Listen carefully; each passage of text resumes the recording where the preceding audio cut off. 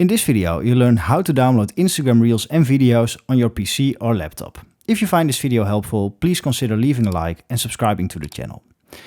Once you're on Instagram.com on your PC, first you have to choose a reel you want to download. So we'll head over to Reels and pick the top one for now. What you'll have to do is click on the share button. That's the little paper plane right here. And once you click on it, you can click on the left on copy link. So click on this. And now it's copied to our clipboard.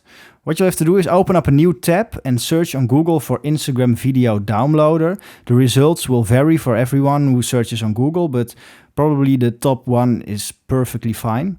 So we'll choose the top one for now. And here we will paste the link we just copied. So let's paste it in right here. And as you can see, it immediately starts downloading the reel. So here you see the result and we can click on download. And as you can see, the Instagram reel is now downloaded. If you find this video helpful, please consider subscribing and leaving a like.